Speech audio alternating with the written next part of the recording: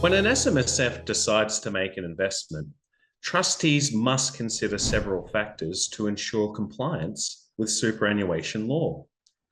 One key consideration they must make is if they are entering a transaction with a related party, an area where some trustees can easily make mistakes.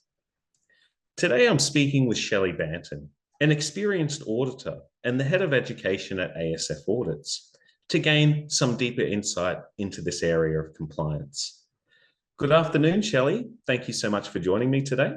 Thanks, Todd. It's an absolute pleasure to be here. Shelley, the ATO itself has acknowledged that managing related party transactions is a particularly challenging area for trustees. Why do you think this remains problematic for some? Well, Todd, it's a good question, and there's really a few reasons why this is the case. And I think that the first thing is that it's the definition of who's a related party, because that's very complex. The reason is that it's not just limited to the members of the fund, because you've got those Part 8 associates of the members, which cast a very wide net, and that covers the relatives of each member, the trustees and directors of the corporate trustee, of the fund, and any trust which is controlled by the member. Then you get the partnerships that the members are personally involved with, and that includes all the partners of that partnership, their spouses and their children. And then you drill down to the Part 8 associates of each individual partner or a company partner. And then lastly, you have to look at a related party from the perspective of who controls a company or trust, which isn't limited to just that 50% ownership of that entity. It also covers who controls and sufficiently influences that entity. And all of that has to be revisited every single year at audit to ensure there's no changes in those circumstances. And because what can happen, it can easily turn an unrelated party into a related party, because you can have de facto relationships and marriages as it happens and changes that course of unrelated into related parties. So once you've got that related party identified, then you've got the issue of making sure that both parties are dealing with each other at arm's length. And this is where it gets really interesting, because these problems could be easily avoided if trustees just ask themselves one question, which is, would two people who have never met before and were unrelated parties make that same decision and that deal that those related parties are making?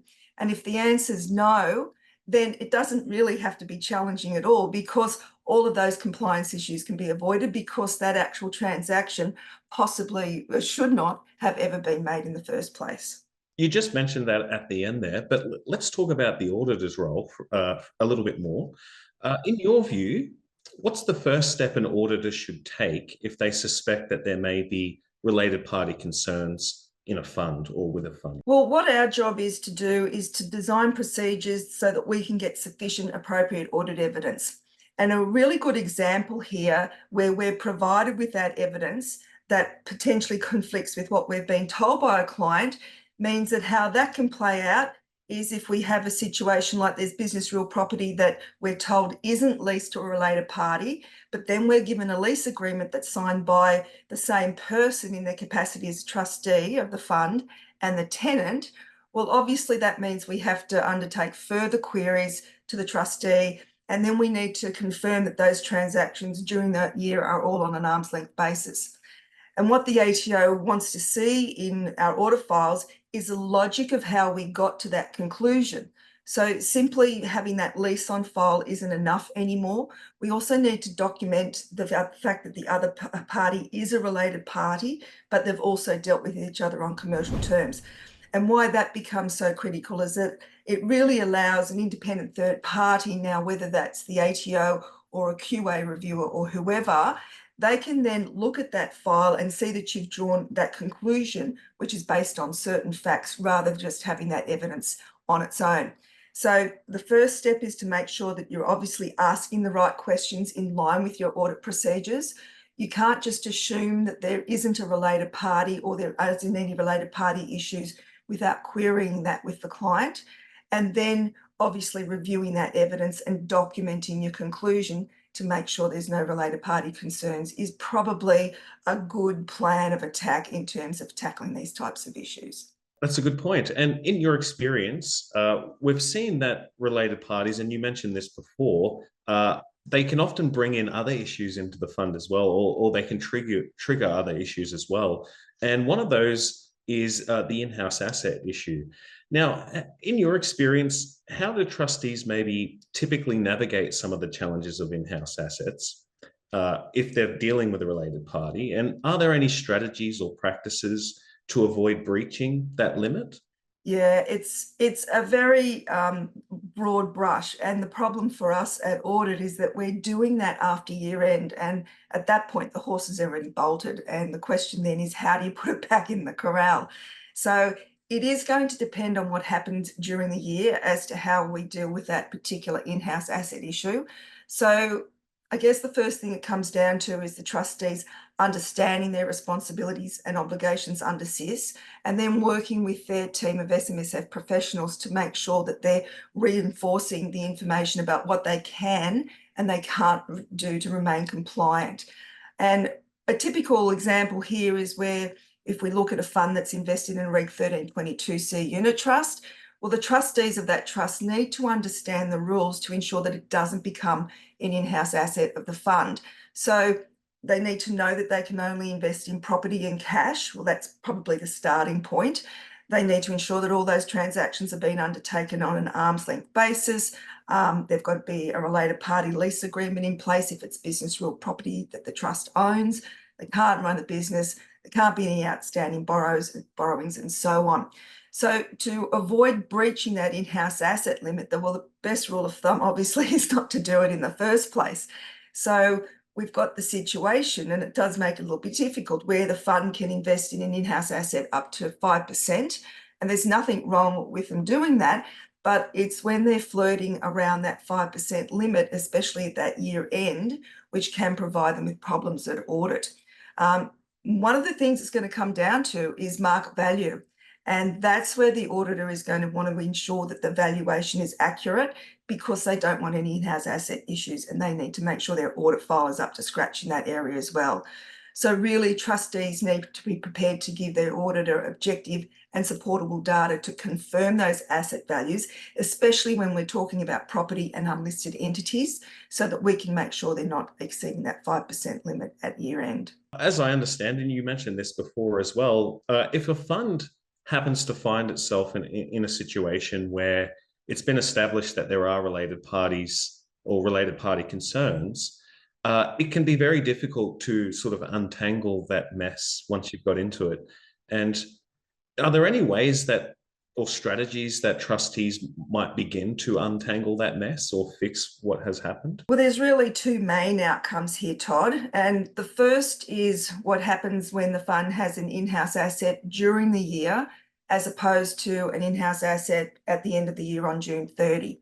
So if we look at the first situation, and let's take an example where you've got a residential property that's being leased to a related party for part of the year, but not at June 30. And during the time that that property has been occupied, the fund's going to exceed that 5% in-house asset limit. So where that happens, it's a breach of Section 83 and 84 from the time the property is occupied to the time that related party leaves. And that's it. Obviously, it needs to be reported to the ATO because it will exceed that 5% limit. Now, if we contrast this with the same fund who's got a related party tenant in that residential property as at June 30, well, it means that not only 83 and 84 are breached, but the fund also breaches Section 82. And that looks at the in-house asset ratio at the end of the financial year, because with 83 and 84, it's just a breach, there's no action required.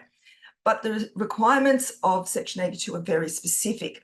And what it says is that the trustee has to take action. They have to prepare a written plan, and it has to set out how they're going to dispose of that fund's in-house asset to 5% or less before the end of the following year of income. And if they can't do that, they need to dispose of it fully. So it's very difficult to get rid of a portion of a house to get that in-house asset ratio down to 5% or less. So typically we see that being sold, and it has to be done before the end of the following year of income. So in that initial year that it gets identified, it's not a breach of Section 82. It only triggers the requirement for the trustee to sell the property before the end of the next year. And then if they don't sell by that time, well, then it becomes a breach of Section 82 in that following year. So it really plays out in those areas of timing as to when it gets reported to the ATO and how they have to dispose of that asset. Now, where the trustee has to sell that asset, they've really got nothing to lose because Section 82 is very specific. So one of the things that they could try is to use that ATO's voluntary disclosure service because really they've got nothing to lose.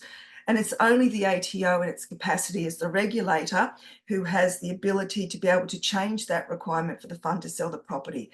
Auditors cannot do that. We just need to make sure those rules are being followed. So once you've got a triggering of Section 82, there's not a lot that can be done apart from going through that voluntary disclosure service to see if the commissioner is going to utilise their discretion to change that inevitable outcome of really having to sell the asset. But once again, as we've already spoken about, prevention is better than cure. So staying on top of those in-house assets issues along the way, understanding where they are and understanding how the operations and activities of the funds are being played out is going to be a lot better than the alternative of getting to breaching section or triggering Section 82 at the end of the financial year.